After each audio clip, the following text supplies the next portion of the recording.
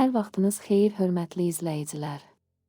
İsti havalardan qorunmaq, xüsusilə yay aylarında bədən sağlamlığını qorumaq üçün olduqca önəmlidir.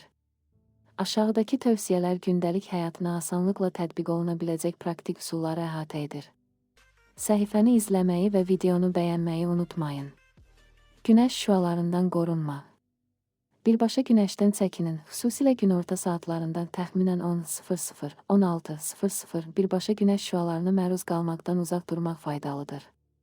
Baş örtüyü istifadə edin. Kepka, beyzbol papağı, şlyapa və ya yay örtüsü kimi aksesuarlar günəş şüalarının zərərli təsirindən qoruyur. Açıq rəngli, təbii parça geyinmək, pambıq və ya keten kimi materiallardan hazırlanmış açıq rəngli geyimlər günəş şüalarını əks etdirərək bədən temperaturunun artmasını yavaşlada bilər.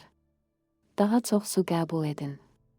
İsti havalarda bədənin daha sürətli susuzlaşdığını unutmayın.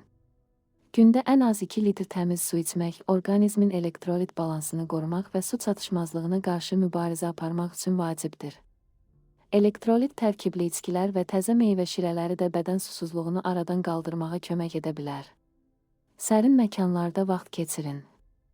Günün ən isti saatlarında sərinlədici, kondisionerli məkanda və ya kölgəli yerlərdə vaxt keçirmək bədən istiliyini kontrollü saxlamağa kömək edir. Fiziki fəaliyyətləri səhər və ya axşam erkən saatlarda etmək də isti havanın yaratdığı stressi azaldır. Bədən temperaturunu və əlamətləri izləyin. Baş ağrısı, baş gicəllənmə, yorğunluq və digər istiliklə bağlı əlamətlər müşahidə edildikdə dərhal sərinləmək üçün tədbir görmək vacibdir. Bu cür əlamətlər susuzluq və ya bədən temperaturunun normaldan kənara çıxmasının nəticəsi ola bilər. Buna görə də ehtiyatlı olmaq və vaxtında müdaxilə etmək lazımdır.